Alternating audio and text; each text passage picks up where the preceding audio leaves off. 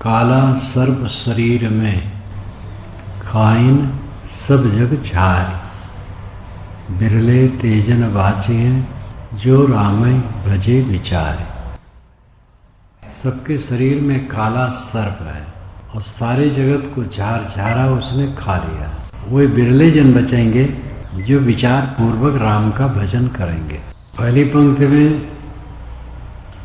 शरीर में निवास करने वाले काले सर्प का वर्णन है और दूसरी पंक्ति में राम के भजन का वर्णन है। रोग है और दवाई है,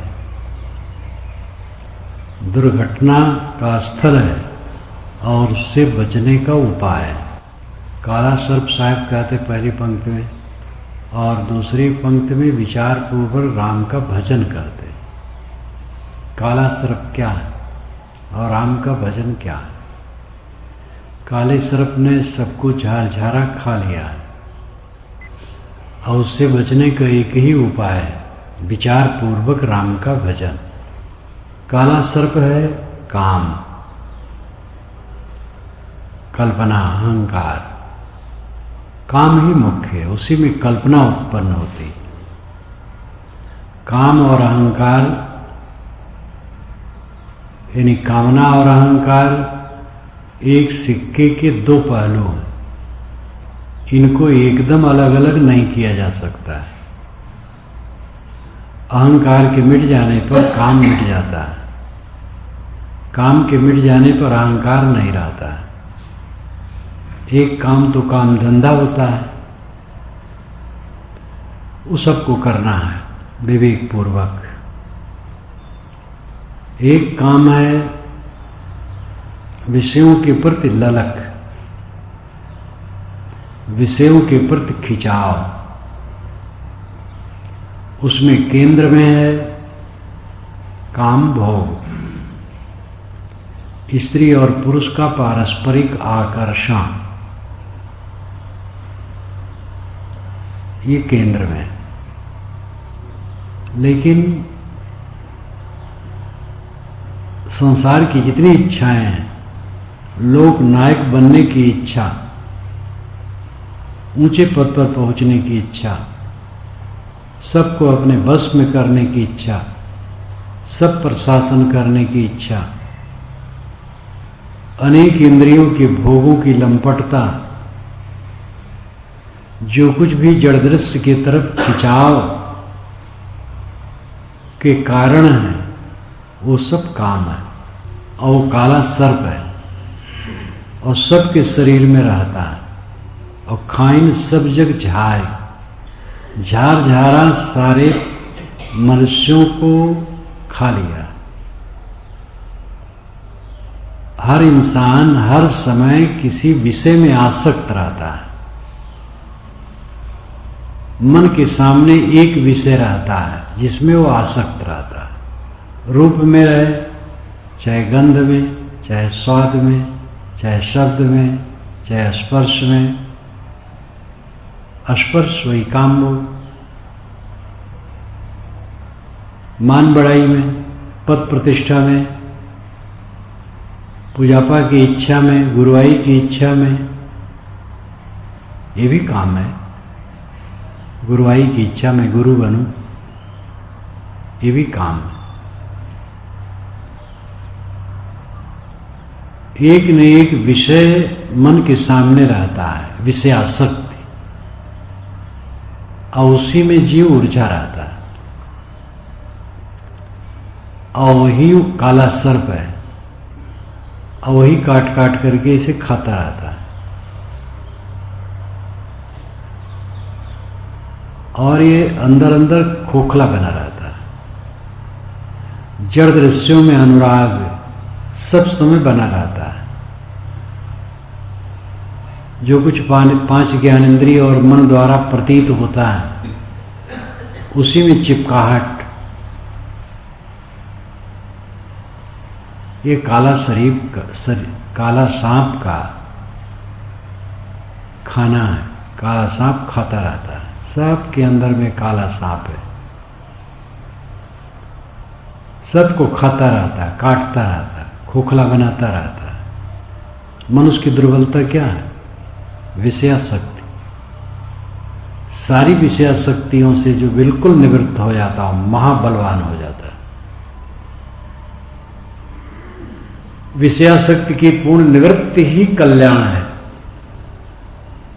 ऊपर उठ जाना है। काला सर्प शरीर में खाइन सब जग झारी। जगत के सभी लोगों के शरीर में ये काला सर्प बसता है। इससे कौन बचेगा?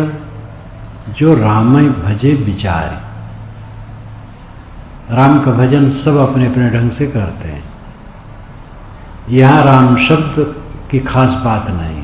राम हो, अल्लाह हो, गॉड हो, ईश्वर हो, ब्रह्म हो, और जितने भजन होते हैं उनमें कुछ न कुछ लाभ होता है उनका। एक व्यक्ति नमाज पढ़ता है, वो अपने मन को किसी अदृश्य शक्ति में लगाता है। वो कल्पना करता है एक जोरावर ईश्वर है और कल्याण रूप है, दयावान है, उसको हम पुकारेंगे, उसकी तरफ उन्मुख होंगे, वो मेरी रक्षा करेगा। तो दुनियादारी से मन हटा करके एक अदृश्य चेतना शक्ति जो पराशक्ति मानता है वो उसके तरफ मन ले जाता है, तो उसका मन हल्का होता है। ऐसे कहीं भी सगुण निर्गुण कुछ मान करके परोक्ष ही सही, लेकिन वो अपना मन उधर लगाता है तो उसके मन में थोड़ा संतोष होता, थोड़ी सफाई होती,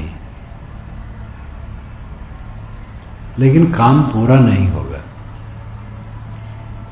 साहब कहते विचार पूर्वक जब राम का भजन करे तब वो बात होगी। रामय भजे विचारी, विचार करके राम भजन। वैसे राम भजन तो सब करते हैं, अंधकार में ढेला मारते रहते हैं, लेकिन उससे भी लाभ होता है। कठिन गर्मी में कोई चल रहा और जोर से कल्पना कर ले कि ठंडी लग गई, तो क्षण मात्र के लिए उसके रोंगटे खड़े हो सकते हैं। और कठिन ठंडी में कोई चलता हो, जोर से कल्पना करे पूरी तत्परता से कि गर्मी लग गई, तो गर्माहट की भावना कुछ क्षण के लिए आ सकती है। ये मनोवैज्ञानिक तथ्य। भूत प्रेत कहीं नहीं होते हैं। एकांत में आदमी गया, भूत की भावना में भावित हो गया तो भयभीत हो जाता है। अकेले में कोई जंगल में बैठा है, लेकिन काम भावना से भावित हो गया, उत्तेजित हो जाता है। इसलिए ये मनोवैज्ञानिक प्रभाव होता है। जिस भावना में जो रहता है उस भाव से वो आंदोलित हो जाता है। तो किसी प्रकार का राम भजन, ईश्वर, अल्लाह, खुदा, गॉड कुछ मान करके कहीं किसी लोक में वो बैठा है, हमारे चारों तरफ है, बड़ा जोरावर है, बड़ा बलवान है, सच्चिदानंद है, दुख दूर करने वाला है, बड़ा कृपालु है, उसका हाथ हमारे ऊपर है, इत्यादि कल्पना करके अगर आदमी उधर सोचता है, कुछ मंत्र पढ़ता है, जप करता है, तो कुछ न कुछ उसे राहत मिलती है, कुछ न कुछ संतोष होता है। लेकिन बोध नहीं होगा और पूरा दुख दूर नहीं होगा। बिरले ते जन बाची हैं जो रामय भजे विचारी। जो विचार करके राम का भजन करेगा वो ये काला सर्प से बचेगा। कबीर साहब राम क्या मानते, कैसे मानते, इसके विषय में दो राय नहीं। सभी विद्वान एक मत से कहते हैं कि वे अंतरात्मा को राम मानते हैं। हृदय बसे ते ही राम न जाना, कस्तूरी कुंडल बसे मृग ढूढ़े बनमाए, तैसे घट घट राम है दुनिया जानत ना है। सबके अंदर में मैं कौन हूं, मैं हूं का अस्तित्व बोध सबको जाने अनजाने होता है। जब समझ करके होता है तो सही बोध कहलाता है, नहीं तो ऐसे ही मैं हूं, ये सब को आभास होता है मैं हूं। ये जो मैं तत्व है यही विचारणी है। मैं के दो रूप हैं, देह के नाम रूप में मैं का भाव लेकर के मैं कहना, ये व्यवहारिक है और अबोध का विषय है। व्यवहार के लिए कहना पड़ता है, और अबोध से भी ये माना जाता है मैं देह हूं, नाम मेरा है। लेकिन दूसरा मैं है जो चेतन है, उस चेतन के भाव लेकर के मैं हूं।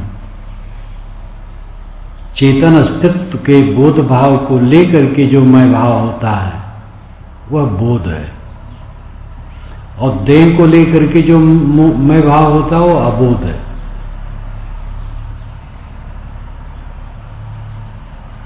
मैं अहंकार है और मैं शुद्ध अवस्था है। देह और उसके नाम रूप के प्रति मैं भाव हो तो अहंकार है, अविवेक है, मलिनता है। और वो आत्मा के प्रति मैं भाव लेकर के हो तो बोध है। ये मैं तत्व, आत्म तत्व, यही राम तत्व है। रमन्ते योगिनो युष्मिन्निद राम, ये पंडितों ने भी कहा। रमन्ते योगिनो, रमन्ते योगिनः यस्मिन् इति राम, जिसमें योगी रमते हैं वो राम है। किसमें रमते हैं? आत्मा में। आत्मा ही उपासनी है। उपनिषदों में बारंबार ये कहा गया है, आत्मा ही उपासनी है। पटिभाष्यत्मत्तना तथागत ने कहा है, आत्मा द्वारा आत्मा में ही निवास करे। आत्मन्येव आत्मना तुष्ट, आत्मा द्वारा आत्मा में संतुष्ट हो, गीताकार ने कहा है। तो ये जो आत्म अस्तित्व का बोध है, उस बोध में जागृत रहना विचार पूर्वक राम का भजन है। भजन का अर्थ है सेवा करना, भजन का अर्थ है स्वत्व, भजन का अर्थ है विभाजित करना। भजन का पहला अर्थ है सेवा करना। अपने आप को सब तरफ से छुड़ा लेना ही अपनी सेवा करना है, और अपने आप को सब तरफ फंसा लेना अपने को दुर्गति में डालना है। सबके मोह में फंसा लेना, दुर्गति में डालना है, और सबके मोह से अपने को निकाल लेना अपनी असली सेवा है। यहां राम अंतरात्मा है। सेवा बाहर की सेवा होती है, स्थूल सेवा।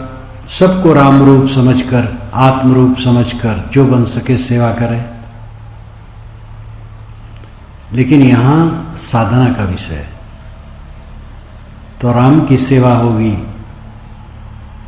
राम को सब में से निकाल लेना, आत्मा को सब में से निकाल लेना, यानी देह से निकाल लेना विवेक पूर्वक।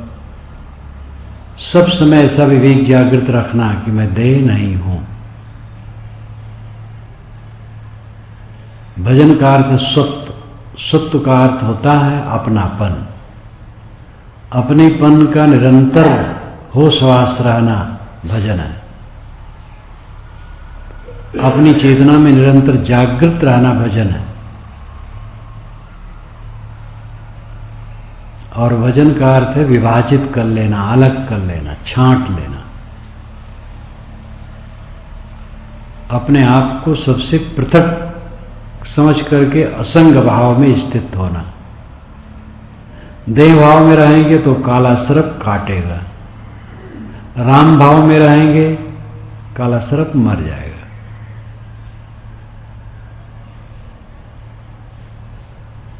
काला सर्प शरीर में खाइन सब जग झारी, बिरले ते जल बाची हैं जो राम ही भजे विचारी। सारे जगत के लोगों को काले सर्प ने झारझारा खा लिया है। साधक इस चीज को देखता है, और लोग क्या देखेंगे, वो तो वही स्वरूप ही बने, काम भोग ही जीवन का परम लक्ष्य माने बैठे। सामान्य आदमी को लगता है कि इसके बिना जिया नहीं जा सकता, देह मैं हूं, नाम रूप मेरा है, इंद्रियों की उत्तेजना जीवन का सुख है। अविद्या में यही आभास होता है, और इसी आभास में पड़ करके सब खाए जाते हैं काले सांप से। ये एक परम वास्तविकता है,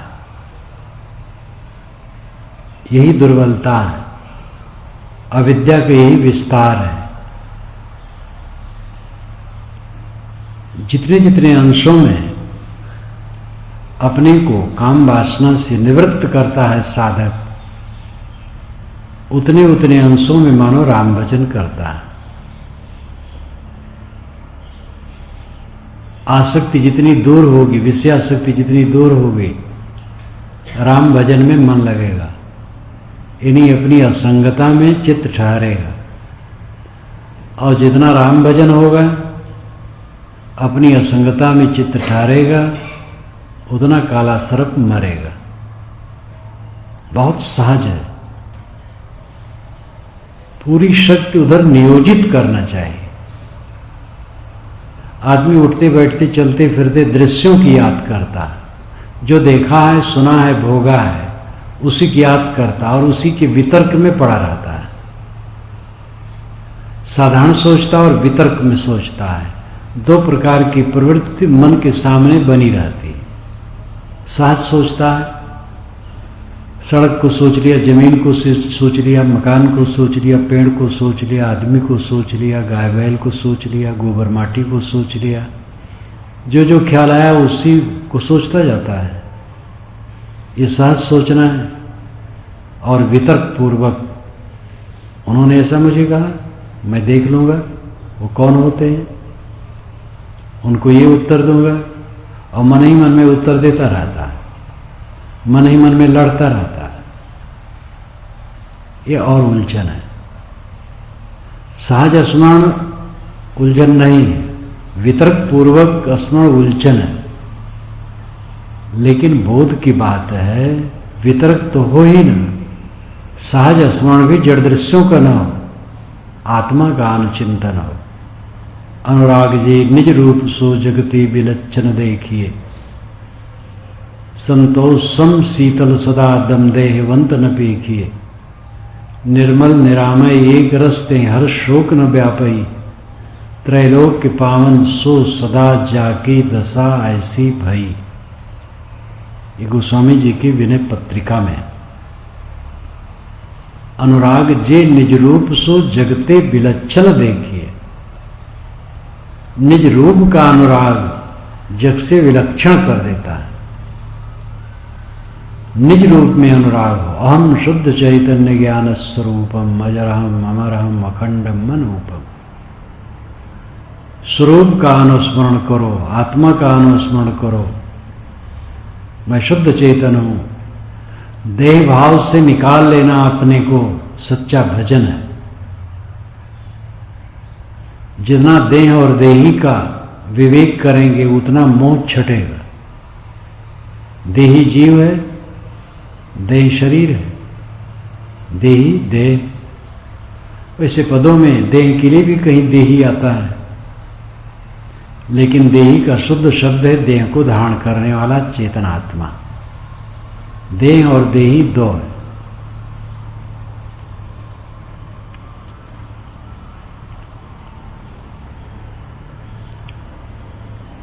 विचार पूर्वक राम का भजन करो, अंधाधुंध में बहे न जाओ। माला फेरत जुग गया, गया न मन का फेर। कर का मन का डारी के मन का फेर। माला फेरते जुग गया और मन का फेर न मिटा। इसलिए साहब कहते कर का मन का डारी के मन का फेर। कर का मन का मणि का दाने, माला के दाने। कर का मन का, हाथ में जो माला के दाने सरका रहे हो, कर का मन का छाड़ गए। मन का फेर।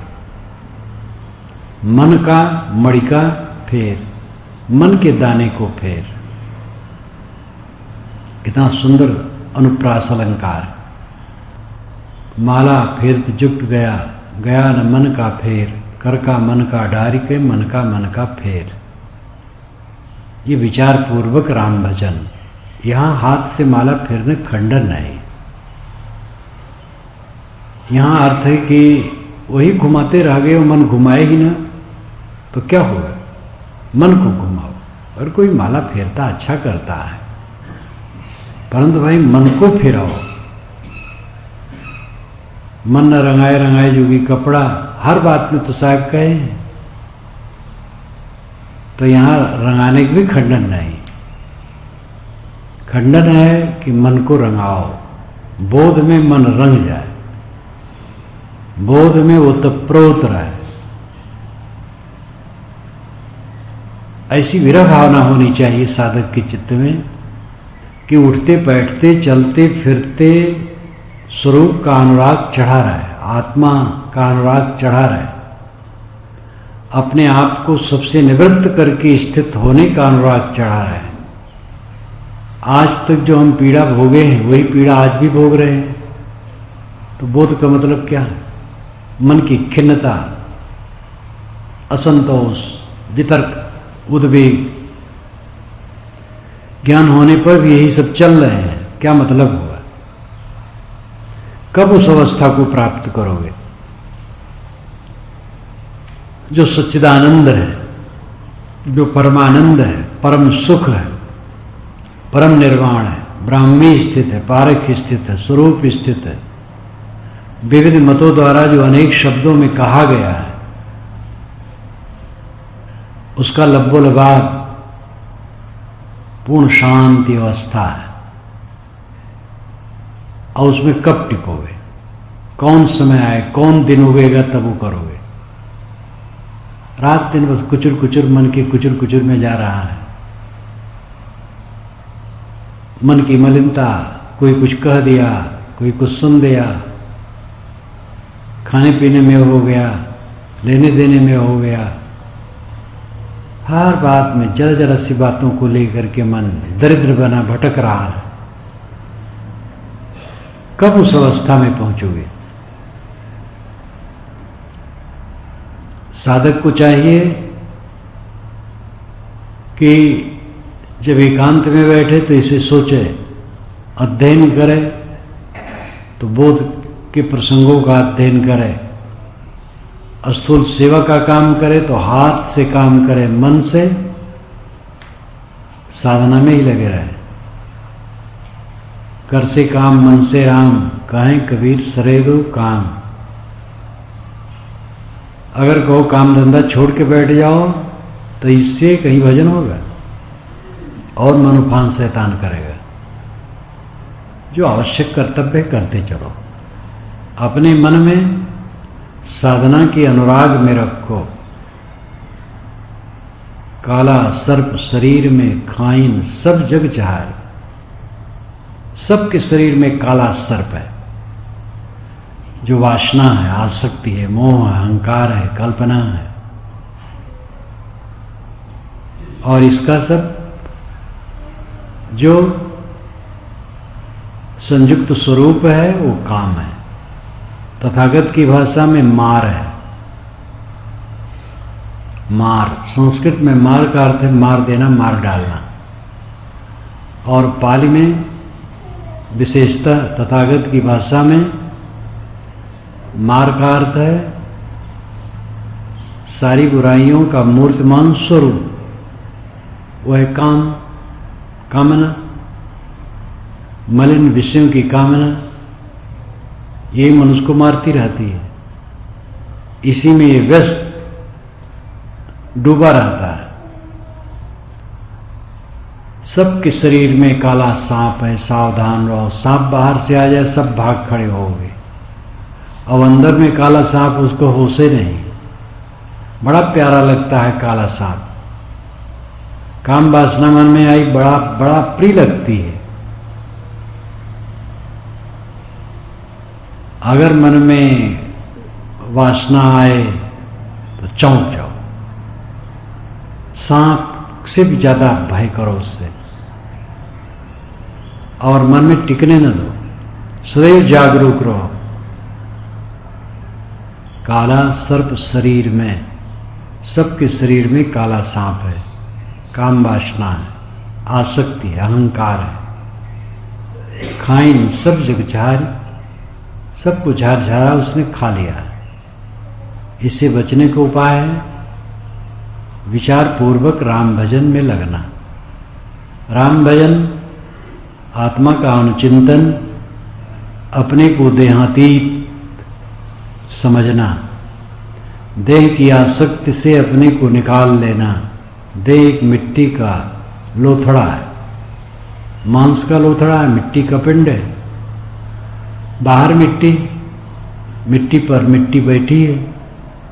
ये ब्रह्मांड, ये भूमंडल मिट्टी, शरीर मिट्टी है, मिट्टी पर मिट्टी पड़ी है, और मिट्टी मिट्टी मिल जाएगी। जो मेरा धन है, मेरी प्रॉपर्टी है, वो तो आत्मा है, शुद्ध चेतन है। इस भावाकार वृत्ति में जो रहता है, साहब कहते हैं वे बिरले जन बचेंगे, बिरले तेजन बाँची हैं, जो रामे भजे विचारे। काल का अर्थ हम समय भी कह सकते हैं। पहला जो कहा गया है वही अर्थ सच है। दूसरा अर्थ काला, काल समय है, और ये निरंतर काट काट के खा रहा। काला सर्प शरीर में, मौत शरीर में बसती है और रोज काट काट के खाती है, छीड़ करती चली जा रही है। इससे वही बचेगा जो विचार पूर्वक राम भजन करेगा, जिसे राम का बोध है, आत्मा राम का बोध है कि मैं देह नहीं हूं, शुद्ध आत्मा हूं, हमारा आत्मा हूं, तो मरने क्यों डरेगा? शरीर छीड़ हो रहा है, मैं नहीं छीड़ हो रहा हूं, मैं नित्य शुद्ध बुद्ध हूं। तो जो अविनाशी आत्म तत्व के बोध में रहेगा, उसको मौत क्या करेगी? मौत शरीर को मारेगी, आत्मा पर उसका कोई वश नहीं।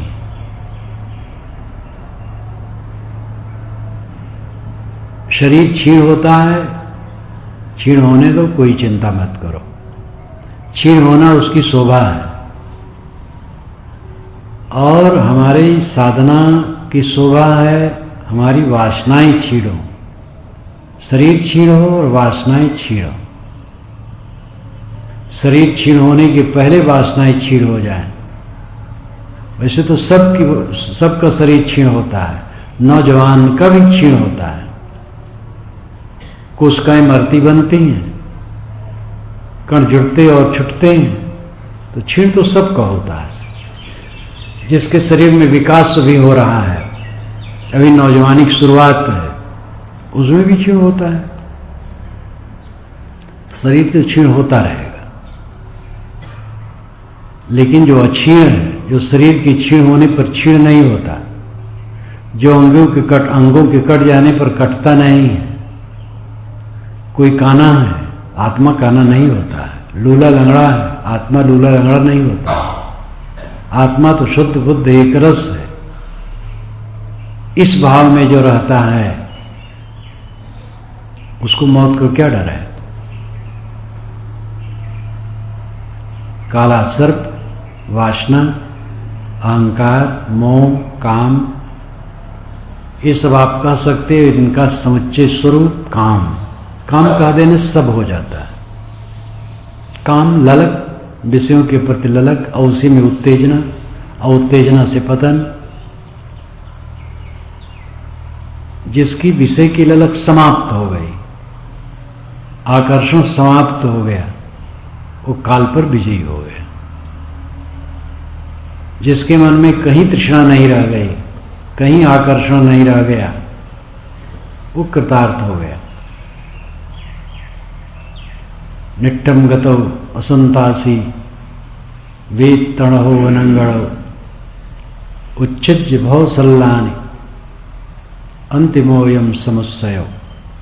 ये तथागत ने कहा, जो निष्ठागत है, कल्याण के लिए पूर्ण निष्ठा वाला है, एकदम अनुराग से भरा है, असंतासी, त्रास रहित है, न भय देता है न भय पाता है।